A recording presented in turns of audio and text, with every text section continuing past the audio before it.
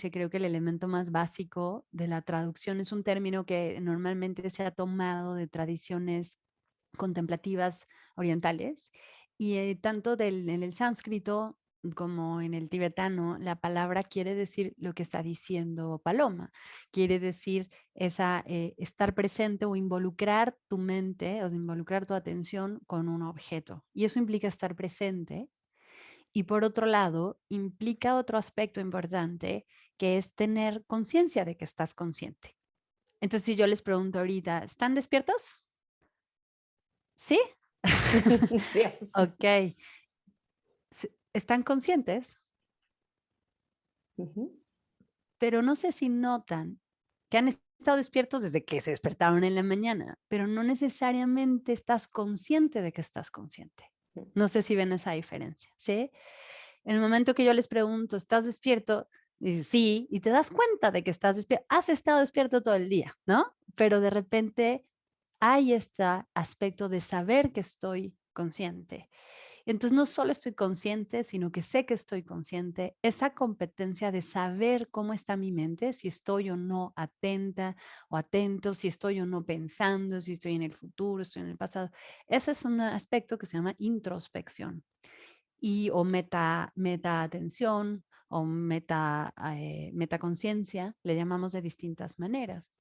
Entonces, el aspecto, digamos, si quieren técnicamente, ¿no? Cuando hablamos de la palabra mindfulness, desde el sánscrito, desde el tibetano, tiene que ver con estar involucrado con un objeto y consciente, y tiene esta otra característica que suele venir junta, que de hecho técnicamente sería otra palabra, pero que viene junta, ¿no? Entonces es estar involucrado con algo y consciente de que, no, si yo les digo, agárrense la mano y se aprietan las manos y te puedes hacer consciente cómo se siente esa presión en tus manos, ¿cierto?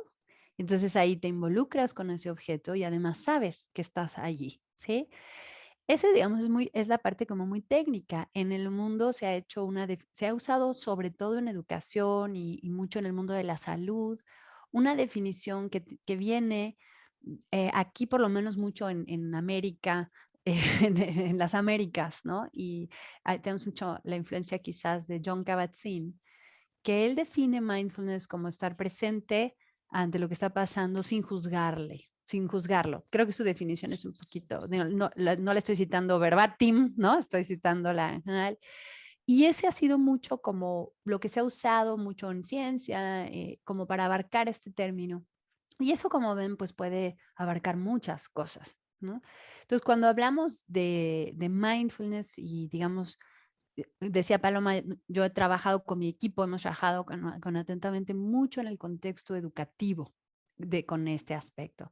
Y esta presencia y esta conciencia de estar presente, ¿verdad? Nosotros la hemos englobado mucho en el contexto educativo en el término atención. ¿Por qué? Porque es un término muy claro, es un término que nadie te va a discutir en la educación, ni en tu educación de la casa, ¿no? Como Julia que decía que es mamá, ¿no? O los que estamos en un contexto educativo formal o extracurricular. Si tú le dices, vale la pena que los niños y niñas y jóvenes aprendan a estar a cómo poner atención, pues claro, ¿quién te va a decir que no? ¿Verdad? Vale la pena que los docentes sepan, porque todos le decimos a los niños, a las niñas, pon atención, ¿no? A los jóvenes. Nadie nos dice cómo poner atención, ¿cierto? Entonces, este es un punto importante donde cuando nosotros, por ejemplo, a los chiquitos les dices, ¿y qué es poner atención? Pues dejar de jugar, voltear a ver a la maestra. O sea, dicen cualquier cosa, pero no saben exactamente qué quiere decir, ¿cierto? Entonces, cuando hablamos de esto, nosotros, este mindfulness creo que implica en el contexto grande que está poniendo Paloma, implica estar presente a nuestra vida, a estar presente a nosotros mismos, estar presente a lo que sentimos internamente, a lo que está pasando externamente, a lo que pasa con los demás. Ese es como el gran, digamos, contenedor y estar más conscientes, ¿no? De que estamos allí presentes y en el contexto de cómo logramos tener más presencia en nuestra vida. Y cómo logramos en ese sentido que esa presencia o esa atención sea más duradera, más estable, más cohesiva, ¿no? Porque no sé si a ustedes les pasa o solo me pasa a mí, que empiezas a hacer algo y tu mente hace ¡ping! Y se va futuro, pasado, ¿no? Entonces, no te toma mucho más tiempo hacer lo que tú quieres, ¿cierto? Estás distraído, esa distracción genera diversas problemáticas, o a veces nuestra mente está súper agitada y sí sabemos todos los que es poner atención, pero nos cuesta a nosotros y desde luego a los pequeños y a los jóvenes el poder poner atención de forma voluntaria por un tiempo más prolongado, una atención nítida, relajada, porque no dices pon atención y casi todos hacemos como, ¿no? Y te digo, relájate. Entonces aquí queremos una atención que esté relajada, pero muy enfocada. Y eso es entrenable, ¿sí? ¿Estarían de acuerdo que nos sirve estar atentos o no? Porque ese es un punto importante. Si están de acuerdo en que se vale la pena y nos serviría estar más atentos de lo que estamos, pues díganme, porque déjenme que les cuente un estudio interesante que se hizo en Stanford y se repitió después, o se hizo en Harvard y se repitió en Stanford. Dice que más o menos la mitad del tiempo un adulto promedio está distraído, haciendo una cosa y con su mente en otra. Y que esa distracción, como ustedes sabrán, pues nos hace ineficientes, pero no solo nos hace ineficientes, también resulta que se asocia a una sensación de malestar. Tienes más bienestar y te sientes mejor cuando estás presente en lo que estás, independientemente de qué sea lo que haces. Entonces, digamos, si la mitad del tiempo estamos perdidos, pues creo que estarían de acuerdo y si me pueden decir no o sí en el chat, ¿no? En que poder cultivar más nuestra atención, que todos podemos mejorar esa capacidad. Y eso es la maravilla de pensar en la atención enfocada o en esta presencia mental con metaatención como un elemento cultivable. Es un elemento que se puede fortalecer. En el trabajo que hacemos nosotros, usamos mucho lo que se ha descubierto de los estudios científicos al respecto. Y sabemos que la atención, tanto una atención enfocada como una atención abierta, están en ciertos circuitos o corresponden a ciertos circuitos del cerebro. Y con el entrenamiento, estos circuitos se fortalecen y sí puedes, cualquiera de nosotros, los niños pueden, los chiquitos pueden, pero los grandes también, podemos fortalecer, ¿no? Proactivamente esa capacidad de atención.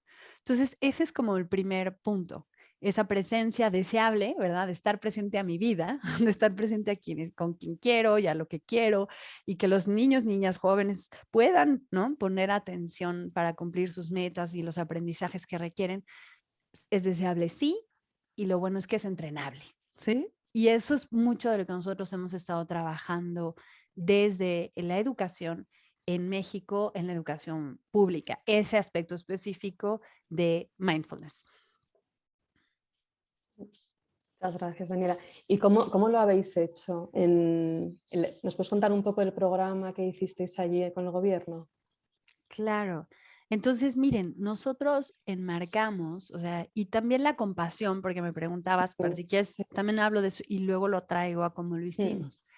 La compasión también desde el punto de vista, digamos, de las tradiciones contemplativas donde han salido y lo hemos estudiado y que después la ciencia, ¿no? Ha hecho lo propio, ¿no? De comprobar qué pasa cuando estamos generando esto en el cerebro. La compasión, aquí la definimos como este deseo es decir, ves el sufrimiento propio o ajeno, cuando ves a alguien sufrir o algún ser sufrir y lo que notas es ese sufrimiento y deseas aliviar ese sufrimiento, ¿sí?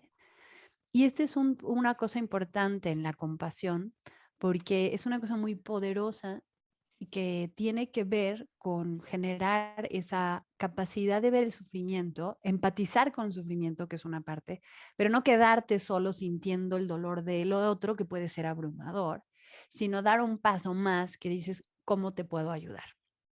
Y ese paso más, esa llevarte a la acción, de decir cómo alivio ese dolor, es fundamental, porque eso protege de lo que llamamos el estrés empático. cuando nosotros sentimos el dolor de otro, de tanto sentirlo que es tan humano, ¿no? Puede agotarnos, puede quemarnos emocionalmente y puede llevarnos inclusive a lo que pasa a veces a muchas profesiones de cuidado, como son los cuidadores de la salud, etcétera, que hay una separación, ¿no? Ya no puedo sentirlo más, ¿no? Me alejo de eso, de ese dolor, es demasiado, entonces como que ¡puf! Me congelo, ¿no? De alguna manera emocionalmente me aíslo. Y eso, la compasión va más allá de eso y protege a las personas de sentir ese desgaste empático.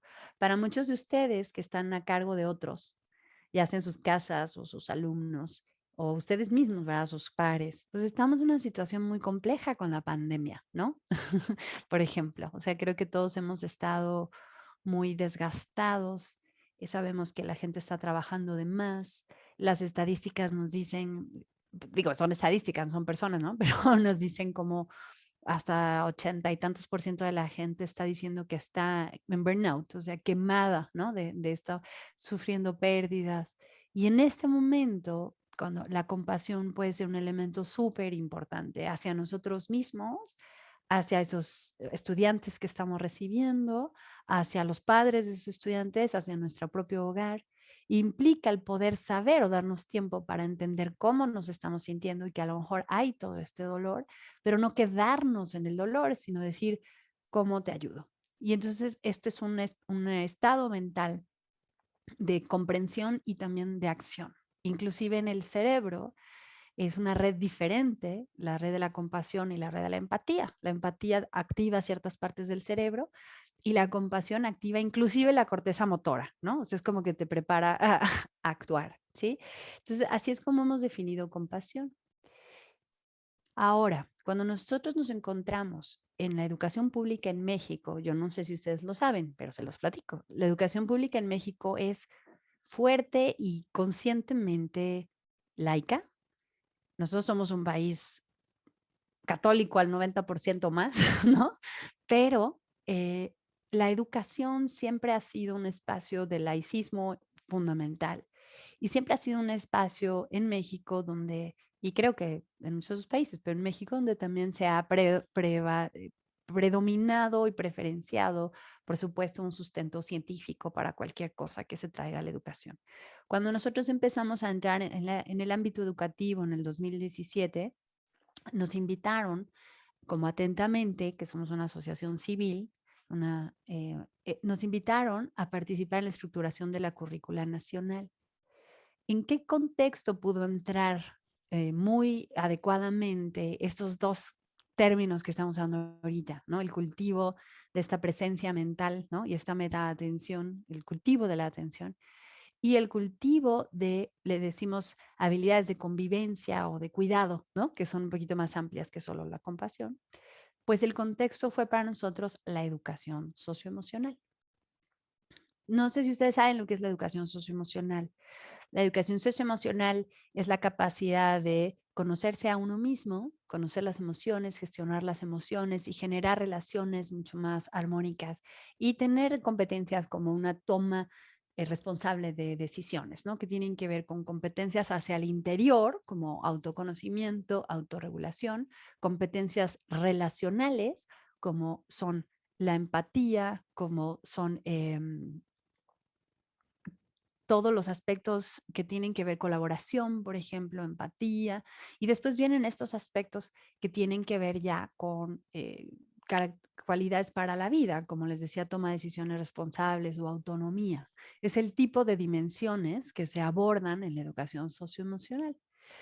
Entonces, en México se hizo la currícula nacional, se hizo obligatorio. Nosotros somos una federación. Lo que se hace a nivel federal, lo que se decide el gobierno federal, se aplica en todos los estados. Somos 32 estados. Cada estado tiene cierta libertad, pero sí vamos todos con un solo currículo nacional. Yo sé que no todos los países funcionan así, ¿no? Pero ese es el caso de México. Entonces, México hizo obligatoria la educación socioemocional y nos invitaron a participar en la estructuración de esa currícula. Entonces nosotros ayudamos a estructurar qué dimensiones se abordarían. Y cuando nosotros entramos a la dimensión de autoconocimiento, dijimos, sin atención, no hay nada más. ¿No? No te vas a poder conocer a ti mismo, tener conciencia emocional, no vas a poder entonces regular muy bien tus emociones, ni siquiera atender al otro, ¿verdad? Si no tienes la capacidad de estar presente. Y entonces metimos atención como una subdimensión a desarrollar desde preescolar hasta, para nosotros decíamos media superior, para nosotros eso es justo antes de la universidad, ¿no? Es decir, en inglés eso va de pre-K a K12, no sé cómo serían en España o en El Salvador o en Cuba, desconozco, ¿no? Pues para nosotros es bachillerato, entonces desde preescolar hasta bachillerato queda la atención como un eje transversal. Y cuando hablamos de las habilidades relacionales, era en ese momento, digamos, el término que podía entrar y era aceptable, era empatía. No saben cuánto hemos recibido de algunas personas en la educación pública un espanto hacia la palabra compasión. En un país como el nuestro, en un país católico, pues compasión suena religioso, ¿no? Y suena además como lástima y suena además como, ¿no? O sea, suena todo tipo de cosas, cada quien le suena lo que le suena.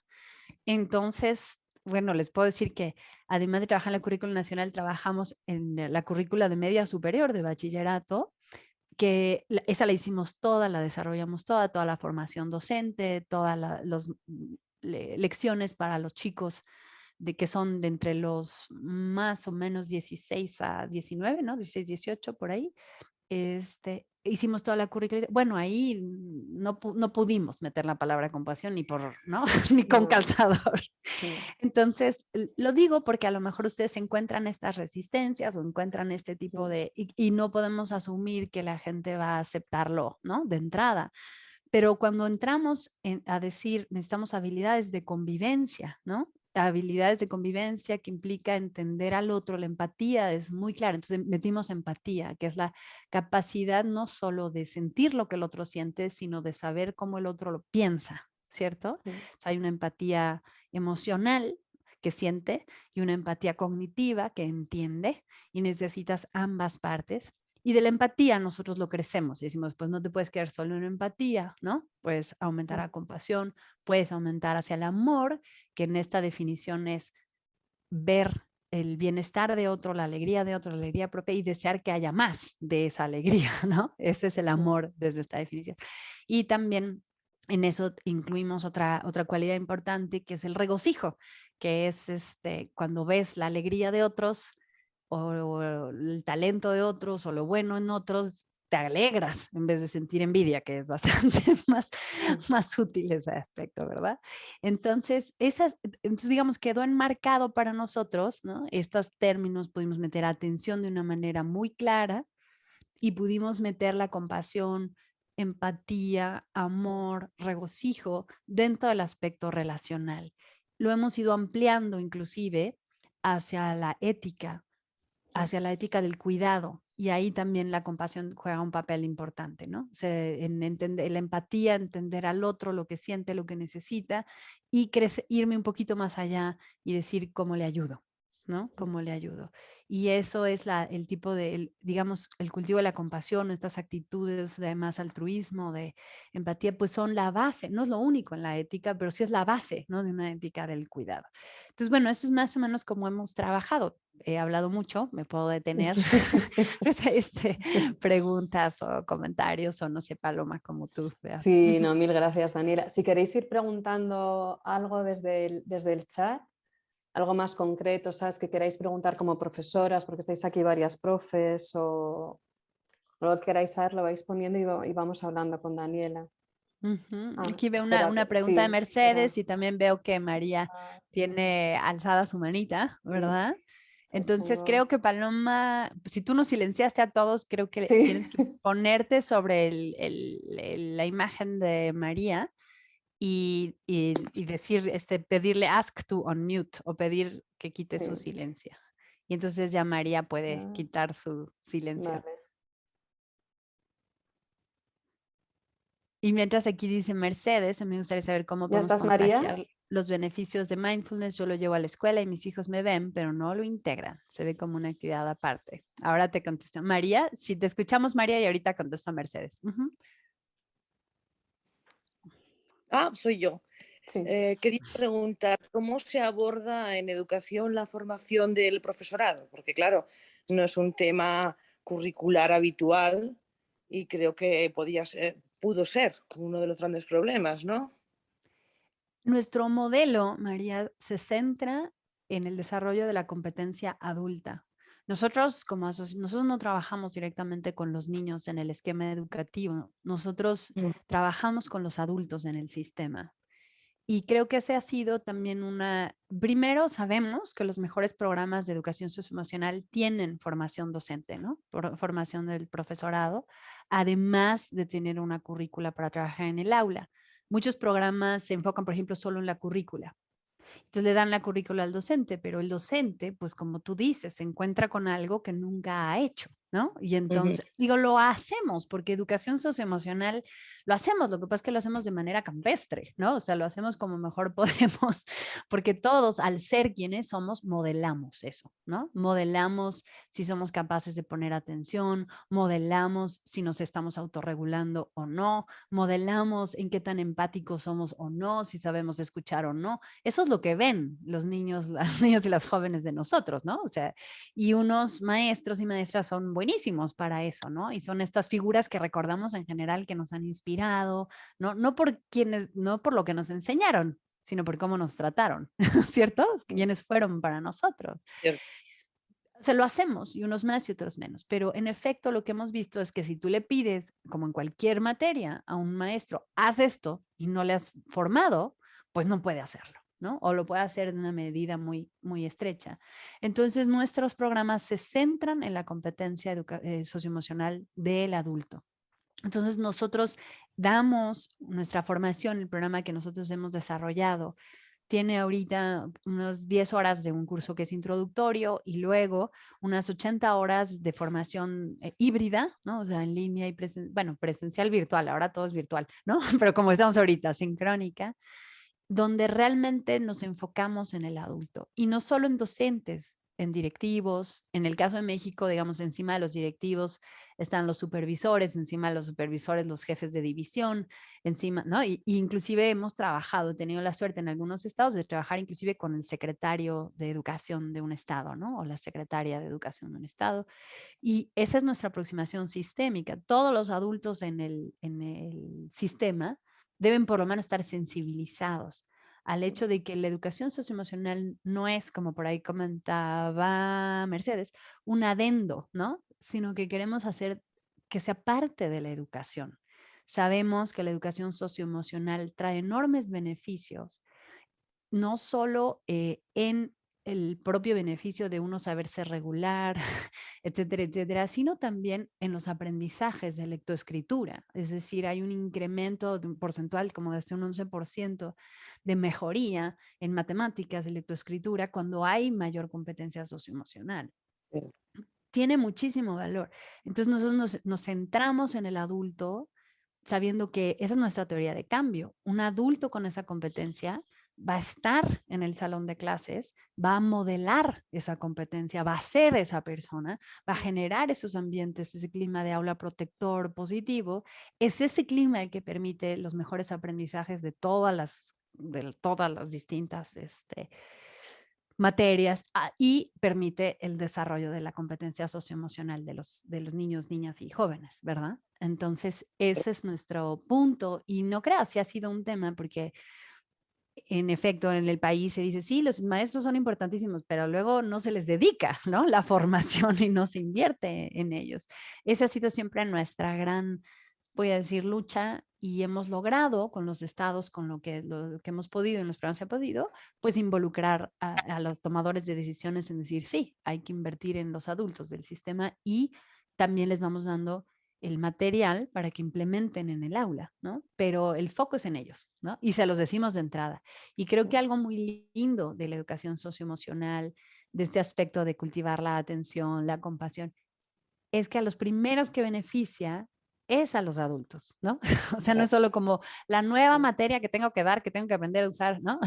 Es, estoy haciendo algo que me alivia. Nuestro programa, por ejemplo, se llama Educar desde el Bienestar, educar para el bienestar. Y ese es nuestro marco mayor. Lo que queremos es desarrollar el bienestar como una habilidad.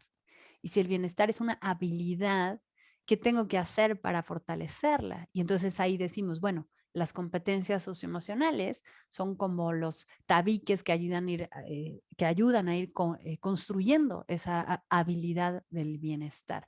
Y creo que eso es algo muy bonito y que nos ha ayudado mucho porque los docentes y los educadores ven, ¿no?, el beneficio para sí mismos inmediatamente, ¿no? Y dicen, esto está buenísimo, me ayuda a mí, me alivia a mí mi estrés, me alivia a mí mis problemáticas, me hace estar más presente, me hace tratarme mejor a mí mismo, tratar mejor a mi familia. Entonces lo ven como una ganancia propia. Entonces no sé si eso Muy contesta tu pregunta, María. bien, gracias, te contesta. Y estoy viendo Gracias. acá, gracias. Y fíjate, estoy viendo preguntas, déjenme leerlas. Ya dice, cómo integraron, de qué forma lo integraron en las clases, como un programa, en diferentes temas. Para una persona como yo, no tengo experiencia, ¿dónde me aconsejan empezar? Después de la pandemia, es complicado retomar el control de grupo. Ujú. ¿Cómo lograr la atención de los niños? Yo soy maestra de religión, siempre empiezo mis clases con asamblea y un poco de meditación. ¿Es algún recurso de relajación? Claro, muy bien. Entonces, creo que son varias preguntas aquí. Espero contestarlas todas, por lo menos mi respuesta.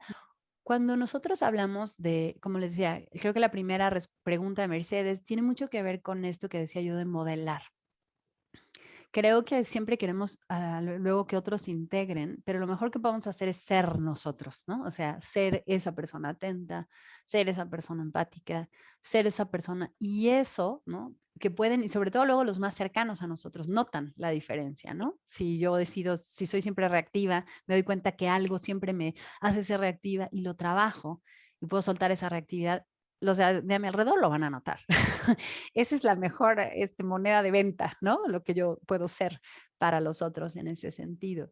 Y creo que la integración de estas cosas, pues es, por ejemplo, en casa también lo hacemos con actividades específicas donde se pueden hacer espacios para eso, pero quizás en casa viene mucho por ser, por ser esa persona y que ellos vayan viendo esa ganancia. Y a lo mejor ejercicios muy pequeñitos.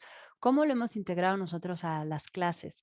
Nosotros hacemos dos cosas. Como les decía, nuestro foco es los docentes, ¿no? Entonces el docente sabe qué es, sabe cómo cultivarlo, le damos las prácticas meditativas que refuerzan toda la teoría que le estamos dando, le ayudamos a desarrollar su competencia y luego le damos una currícula. Y esa currícula tiene dos partes. Cuando integramos, decimos la práctica formal y la práctica informal. Cuando hablamos de formal, les decía que México hizo esto como una materia obligatoria y en eso lo puso y dijo, todos los niños de primaria, preescolar, secundaria tienen que dedicarle, a según la edad, 20 minutos, 30 minutos o 40 minutos a la semana al tema, como si fuese una materia, digamos, ¿no? Pero eso claramente es importante porque sabemos que sí es importante abordarlo de forma específica, ¿no? Decir, vamos a trabajar esto ahora, pero es muy importante que se entienda que esto es una manera de estar y de ser y de relacionarnos. Entonces nosotros presentamos todo lo que llamamos como actividades informales. ¿Cómo vas notando, ¿no? A lo largo de la semana, cómo se puede ir trabajando eso que trabajaste quizás en tu tiempo adjudicado específicamente para eso, donde abordas un tema? Voy a darles un ejemplo rápido porque creo que eso puede resolver algunas dudas con los niños y de todas las edades, pero ahorita estoy dando un ejemplo de preescolar. Preescolar, primero, segundo de primaria.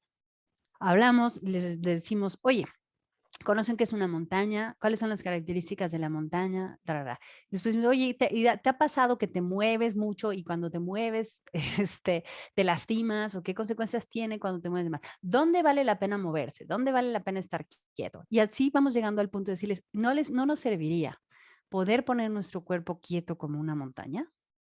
Sí, ¿no? Entonces, ellos lo hacen y entrenamos, entonces decimos, a ver, el cuerpo como una montaña y es firme y es estable y se siente sólido y fuerte. Ponemos nuestro cuerpo. Unos segundos, estoy hablando de niños de preescolar, ¿verdad? Y del cuerpo de montaña, pues sí, bueno, ahora vamos a respirar para calmarnos, ¿no? Y entonces respiramos. Entonces, esa actividad, decimos, ¿les parece bien que cuando estemos inquietos, cuando hagamos cuerpo de montaña? Sí, se vuelve un acuerdo. ¿No? Y entonces ese cuerpo de montaña a lo mejor lo presenté y hablamos de las montañas y hablamos de que se siente moverse, estar quieto y después ya tengo ese acuerdo y a lo largo de mi semana pues decir, a ver, cuerpo de montaña, ¿no? En cualquier momento, volviendo del, del recreo, en cualquier, ¿no? Antes de comer, a ver, cuerpo de montaña, ¿no? Vamos a respirar 3 veces y seguimos, ¿sí? Ese tipo, le estoy dando como una actividad muy concreta que damos y que son actividades que para los niños pues no es, son niños, la importancia de poner atención y del control motriz, pues eso no les vas a decir, ¿verdad? Eso les tienes que cuidado, ¿no? Pero la montaña tiene sentido, ¿no? Y el que ellos descubran, sí, o sea, a veces voy corriendo, me guameo, perdón, eso está muy mexicano, me golpeo, ¿no? Con todo lo que me cruzo, le pegué a mi amiguito y no está tan bueno, ¿no? En cambio, en el patio, claro que hay que correr, ¿cierto? Y hay que moverse, ¿no? Entonces, no es que moverse esté mal, sino que en el salón hay momentos donde tenemos que estar quietos para que funcione, ¿no? Entonces los niños lo van asumiendo como algo útil para sí mismos. Finalmente lo que queremos es que así como al docente, el niño o la niña vaya entendiendo, ah, esto me sirve a mí, ¿no? Y lo que vemos en el progreso en el tiempo es que ellos van adoptando estas estrategias al principio con la guía del docente que le va diciendo ahora vamos a hacerlo, ¿no? Y al rato los niños dicen, quiero hacer cuerpo de montaña, ¿no? Y ellos lo toman para sí. Entonces, nosotros así es como lo hemos estructurado. Creo que hay algo de lo que comentan acá, que creo que Mercedes ya lo está haciendo. Una cosa que encontramos y muy importante ahorita para la pandemia es que hay que dar espacio para que los niños y niñas expresen cómo se sienten, ¿no? O sea, y que nosotros aprendamos y estemos tranquilos con eso. Ahora, cuando lleguen a un espacio, puede ser con sus hijos, puede ser en la clase, que nosotros hacemos este que llamamos como un círculo de la mañana o círculo de la tarde o círculo de la hora que sea que los tengas, ¿no? Y entonces en ese momento nos sentamos y podemos hacer algunas actividades como, hola, lo que me gustó de hoy, me siento hoy así, ¿no? El día de hoy. Y entonces puedan expresarse, es una como descompresión y que ellos saben que pueden expresar lo que sienten, porque lo que comentan de que los niños están muy poco atentos ahora, por ejemplo, es difícil, traen muchas cosas los niños también ahora, ¿no? Entonces, el asumir que llegamos así, vamos a estar perfectos, pues puede ser más difícil y puede ayudar dar este espacio de descompresión donde se habla muy concretamente qué está pasando y de eso entonces ya se asume, se les escucha, ¿no? Mucho de lo que los niños necesitan en general es esa descompresión, ¿no? Y una vez hecha, entonces se sabe que están en un espacio seguro donde pueden comunicar lo que sienten, se les respeta y de allí se puede ya Vamos a darnos entrar a unos otras cosas más. momentos Para poner nuestro cuerpo como una montaña. Entonces deja que tu cuerpo esté, tu espalda recta. Puedes dejar los ojos cerrados o abiertos como tú quieras. Y es como si en el centro de tu cuerpo hubiera una pila de monedas de oro. Dejamos esa rectitud, pero ahora también dejamos el cuerpo cómodo. Así que estamos alertas, despiertos y a la vez cómodos, relajados.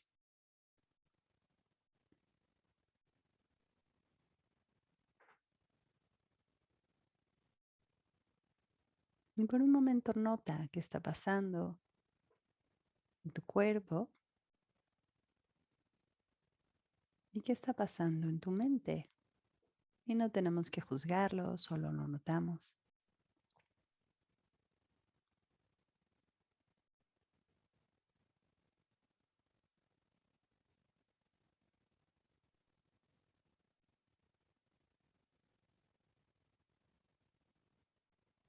De todo lo que está pasando, nota que has estado respirando todo este tiempo.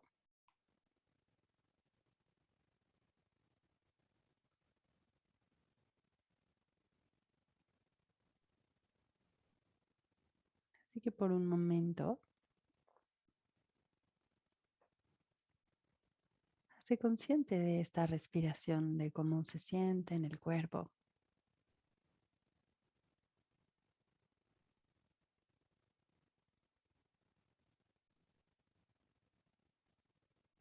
Y por un momento, puedes darte permiso de soltar. los pensamientos del futuro, del pasado, comentarios. Están ahí, no pasa nada, no los tienes que detener, pero tampoco los tienes que seguir. Por un momento permítete descansar en este momento presente.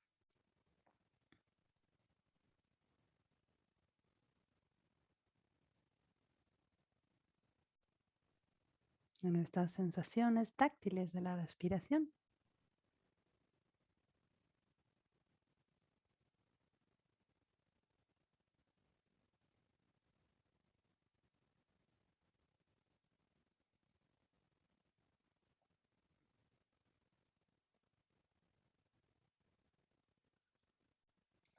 Y nota ahora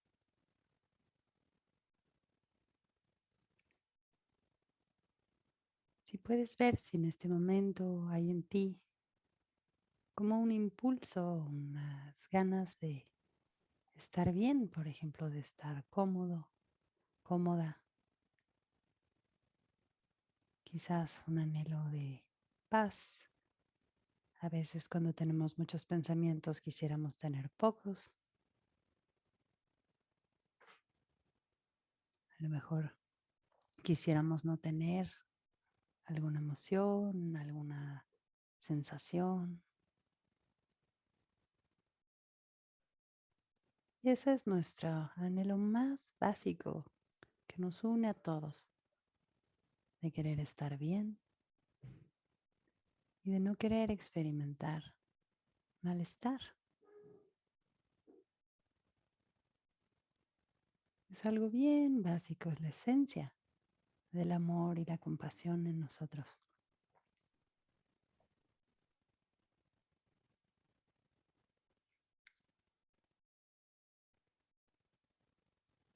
Y para ir cerrando podemos notar ese anhelo y desear que pueda estar yo bien,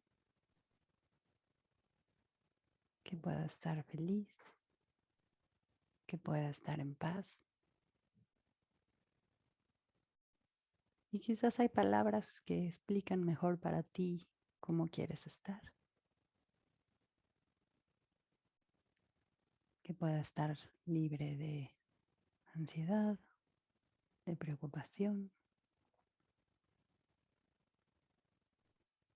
Permítete desearte estar bien y libre de cualquier dolor, grande o chico.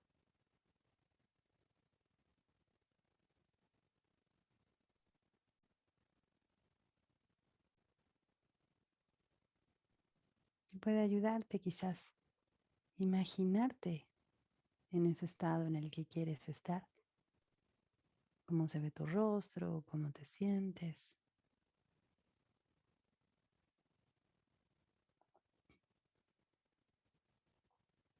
Que pueda estar bien, feliz, tranquilidad, libre de preocupación, libre de ansiedad, lo que sea que tenga sentido para ti.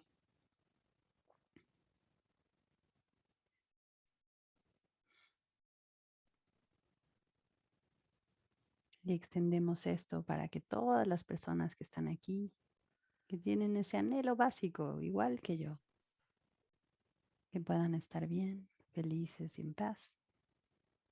Y que todas las personas que cada uno de nosotros encontremos hoy puedan estar bien.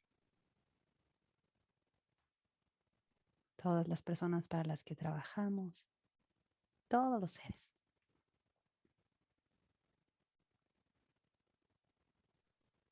Vamos a expandir para tratar de incluir a todos los seres, todo el planeta en este deseo.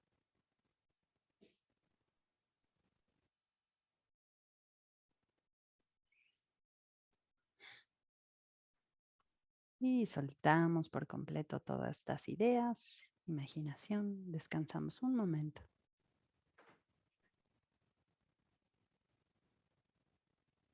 Y si tenemos los ojos cerrados, los podemos abrir. Y bueno, yo les agradezco mucho, ya me debo ir, pero les agradezco muchísimo este espacio. Gracias por su atención, por su tiempo, por abrirnos las puertas de sus casas, que hoy estamos en las casas de todo el mundo. Y de veras, les deseo que estén muy bien. Y Paloma, eso, con ella podemos mandarles todo esto que estuvimos hablando, todas Sí. esas referencias, y les deseo lo mejor, tengan paciencia, todo es cuestión de ir empezando desde donde Sí. estamos, paso a pasito. Sí. Muchas gracias, Paloma, Mil muchas gracias, gracias a Daniela. todos, me despido y Mil les gracias. agradezco mucho. Muchísimas gracias, que estéis todos muy bien.